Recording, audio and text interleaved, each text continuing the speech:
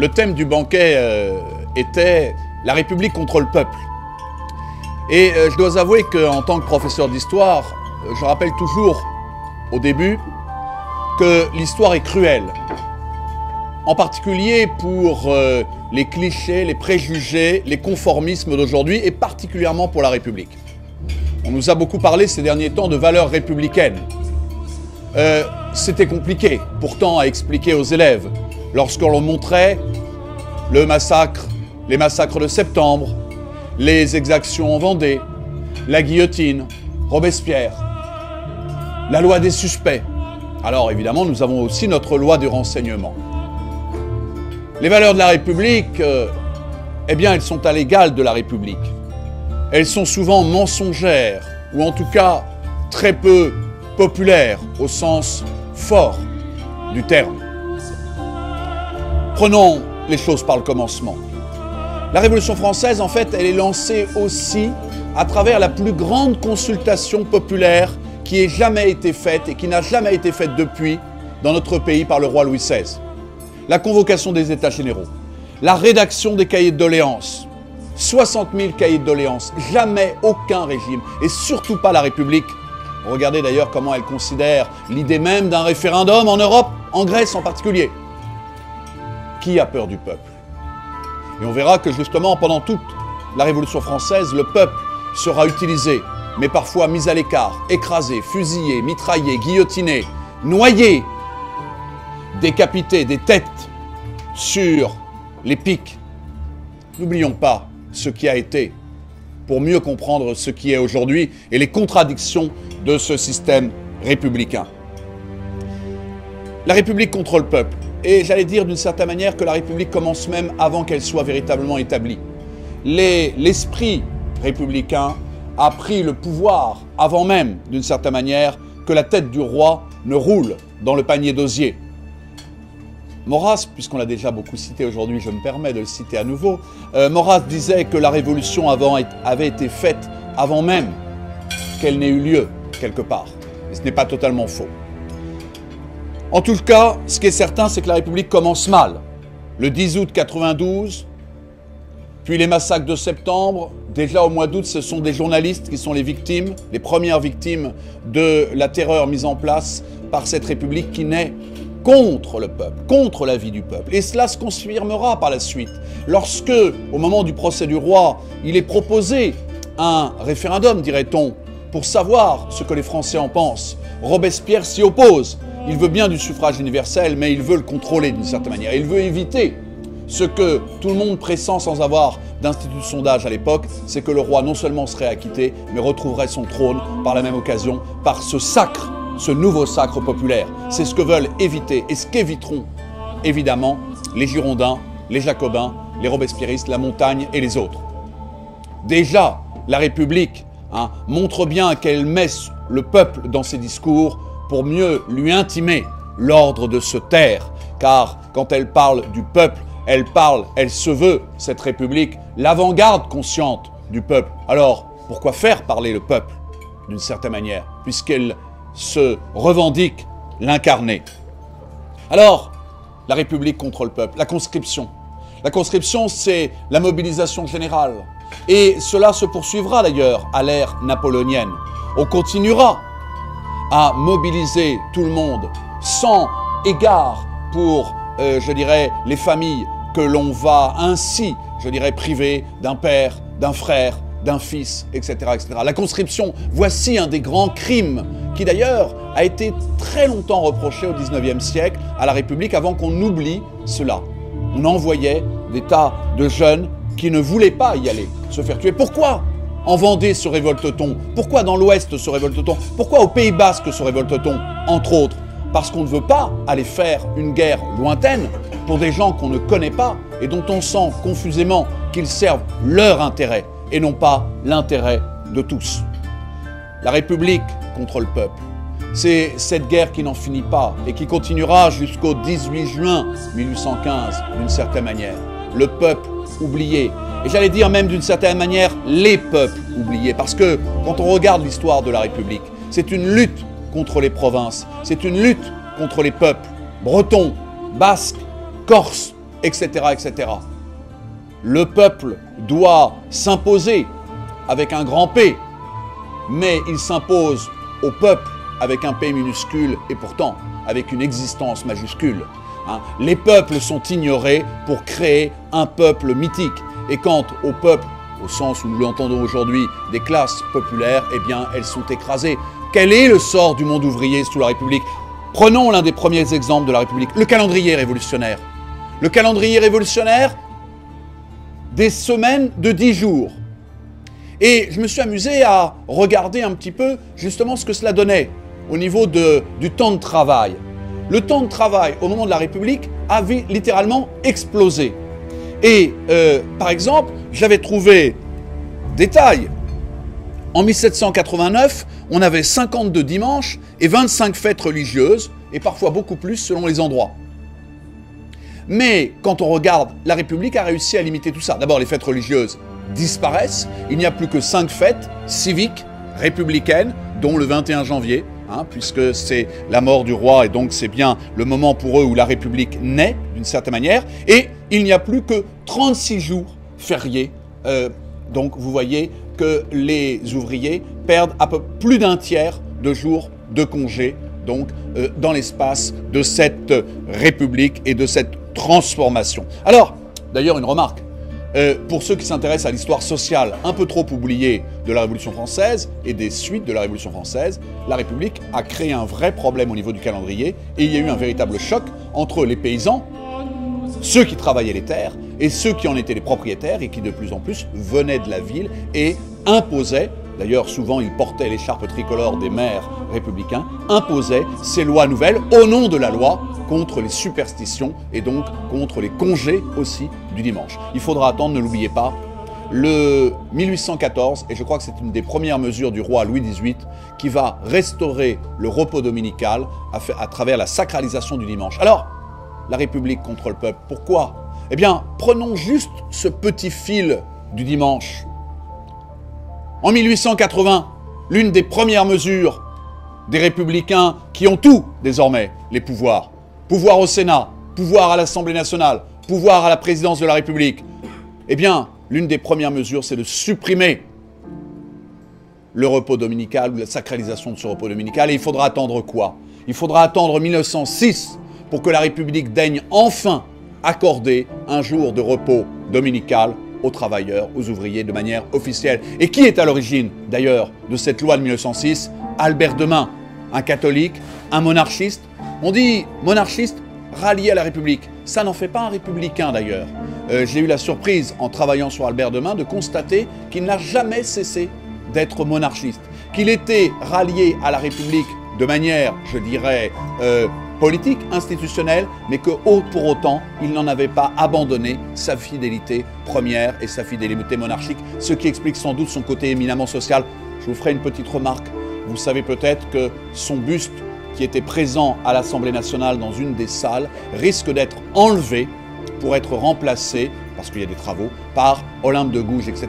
Ce qui fait sourire, parce que Olympe de Gouges était aussi une monarchiste constitutionnelle, mais là, c'est pour des raisons de parité, de politiquement correct, et Albert Demain, aujourd'hui, gêne. Et est-ce si étonnant que cela? Le symbole est fort, l'intersigne est fort, gêne véritablement cette République libérale, dite socialiste que nous avons aujourd'hui. On comprend qu'entre Manuel Valls et Albert Demain, l'Assemblée nationale préfère, je dirais, le beau Manuel, entre guillemets, au sombre Albert Demain, à qui pourtant nous devons tant de notre législation sociale. La République contre le peuple. La République, elle l'a montré au fur et à mesure de l'histoire. Dans les guerres, elle a mobilisé le peuple au-delà même de tout ce qui était possible et autorisable. Par exemple, sous l'Ancien Régime. Sous l'Ancien Régime, on n'appelait pas tous les citoyens ou tous les sujets à aller se battre. On ne les envoyait pas à une mort parfois certaine. On ne prenait pas les Français pour de la chair à canon. La République n'a pas hésité. Tout comme elle n'a pas hésité aussi, alors que les rois sont tombés souvent, que ne leur a-t-on reproché? Télémaque XVI, disait-on de Louis XVI, sont tombés parce qu'ils ne voulaient pas faire couler le sang du peuple. Le roi était le père du peuple. La République se voulait le peuple, et elle a fait tirer sur ceux qui en étaient pourtant les véritables éléments. N'oublions pas que du directoire, de la Convention thermidorienne au directoire, ce sont nombre de manifestations ouvrières, d'artisans qui ont été tirées par les républicains. N'oublions pas que c'est Napoléon qui rétablit le livret, qui établit un livret ouvrier, une véritable surveillance. Alors vous me direz aujourd'hui, on a aussi nos lois de surveillance. Une véritable surveillance, une véritable loi des suspects, comme on l'a appelé, pour les travailleurs. Et puis, n'oublions pas que autant les monarques étaient tombés pour ne pas avoir fait tirer ou avoir voulu faire tirer, autant les républiques n'auront pas ce genre de timidité. En juin 48, en mai 1871, la République tire, massacre, extermine ceux qui s'opposent à elle sur les barricades. Sans doute, cela n'était-il pas très intéressant? Sans doute était-ce des exaltés? Sans doute. Néanmoins, comme le disait Louis XV, le sang des Français qui coule, c'est toujours le sang des hommes, d'une certaine manière. Et les rois avaient plus de respect pour le peuple réel que la République qui nous parle d'un peuple légal. Alors, je pourrais vous dire aussi que la République contre le peuple, c'est aussi au XXe siècle. On nous parle des lois sociales de 1936 et il est assez étonnant de voir dans les manuels d'histoire que la République et le monde ouvrier, ça se limite à 1936. Mais quelle erreur! Oublie-t-on que dans les années 1906, 1909, Clémenceau fait tirer sur les ouvriers, tout comme ses prédécesseurs avaient fait tirer sur les mineurs. Pourquoi? Parce qu'ils demandaient simplement à voir reconnaître leur dignité d'hommes et de femmes. La République balaye cela d'un coup de fusillade, d'une certaine manière, d'une répression très forte. Et elle continuera, y compris en 47-48, contre les mineurs, qu'on dira communistes. Alors quand on regarde, en fait, que parmi ces mineurs, vous avez des gens de la CFTC, faire des chrétiens des communistes, cela montre toute la duplicité de la République. Une remarque, République dirigée à l'époque par le Parti socialiste. En 1900, on nous dit 1936, les lois sur les congés payés, etc. Voilà une loi populaire, etc. Mais que la République ne l'a-t-elle fait bien avant? Il y avait un moment extrêmement favorable, où on avait commencé d'ailleurs, sous la pression des royalistes, entre autres, et des syndicalistes, à diminuer le temps de travail, les 3-8, etc. En 1919, il y a une loi sur la réduction du temps de travail horaire. Mais il fallait aller plus loin, et les monarchistes le disaient. Il fallait faire ce qui sera fait en 1936, au pire moment, congés payés, etc., etc. Là encore, la République s'est pensée en théorie, s'est pensée en économie, entre guillemets avec un grand E, et a oublié les réalités, autant des peuples, autant des ouvriers, que des conditions même économiques dans lesquelles réaliser les choses. La République contre le peuple. Je dirais aussi la République contre les peuples. L'une des premières mesures de la Révolution avait été de supprimer les provinces et de les remplacer par des départements. On avait martelé, on l'oublie un peu trop, bien sûr on a martelé les fleurs de lys, tout le monde le sait, et cassé les croix, mais on avait martelé les hermines de Bretagne, on avait martelé les lions de Normandie et de Flandre au moment de la Révolution. Et la République va continuer cette iconoclasme, elle ne veut pas connaître de province. Il ne doit y avoir qu'une volonté nationale, une volonté générale qui s'exprime à travers Paris et qui est retransmise à travers les départements. L'une des plus grandes fausseté, l'une des plus grandes escroqueries de l'éducation nationale dans les manuels d'histoire que je vous conseille de regarder pour avoir une idée du politiquement correct, c'est de dire que les départements et que les Girondins sont un exemple de décentralisation. C'est exactement l'inverse. Quand avant la Révolution, en Bretagne ou ailleurs, il y avait des lois pour la Bretagne, il y avait une fiscalité pour la Bretagne, il y avait des fiscalités pour la Normandie et autres, etc. Il y avait des lois particulières, ce qu'on appelait des lois privées, ce qu'on appelait des privilèges. Eh bien, sous la République, on n'a plus qu'une loi votée à Paris qui s'établit pour tous, l'Alsacien, le Breton, etc. Alors, l'égalité des droits n'est pas forcément une mauvaise chose. Ce qui est dommageable, c'est l'uniformisation des droits et c'est la négation des différences. Les républicains ont toujours été contre les peuples, contre les langues provinciales, contre les cultures. Et j'en ai aussi un exemple à travers les lois de Jules Ferry. Je trouvais dans L'Opinion, qui est un journal ultra-libéral, d'il y a quelques jours, un article très intéressant qui opposait Guizot et Falloux, des libéraux, certes, mais je dirais des libéraux tempérés par la monarchie ou par l'idée royaliste, en particulier pour Falloux, eh bien, qui ont fait plus pour l'école et pour le développement de l'instruction en France que Jules Ferry. Jules Ferry n'a fait de l'école qu'une machine de guerre républicaine.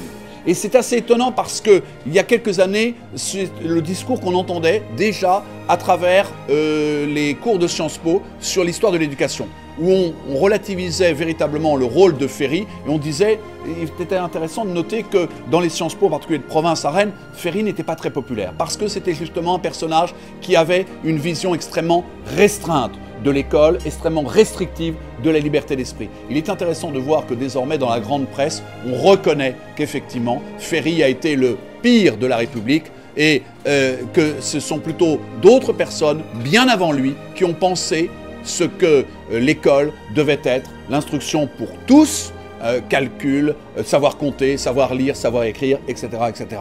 Je referme la parenthèse. Ferry, d'ailleurs, avait un grand mépris à l'égard des paysans, des petits-fils de paysans, etc., dont il s'agissait de faire de bons républicains. Je vous rappelle juste que Mona Ozouf, qui est l'une des grandes spécialistes de l'histoire de la Révolution et de la République, disait « La République en France n'est pas née en 1792, elle n'est pas née en 1870, ni même en 1875, elle est née en 1881 par les lois Ferry. » Donc, dans cette école-là, que j'ai connue d'une certaine manière, que Pagnol évoque, lui, fils d'instituteur public, qui est si critique d'ailleurs au regard de cette institution qui justement méconnaît les réalités historiques et les réalités populaires. Dans cette école, on interdisait de parler basque, de parler corse, de parler alsacien.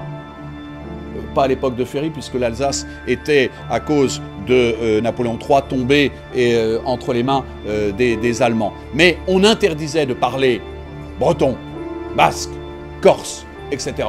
Alors, la République contre le peuple, et je vais terminer là-dessus.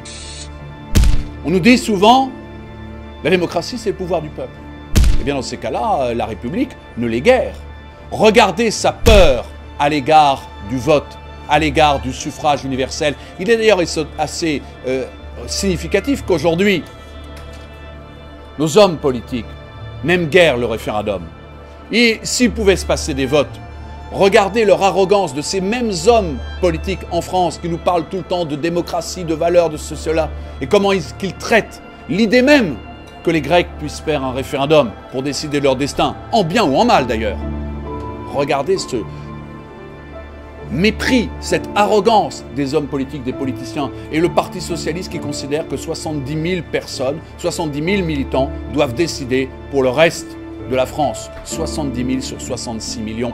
Rappelons-nous aussi de ce mépris total de la décision prise par les Français, bonne ou mauvaise. Le problème n'est pas là.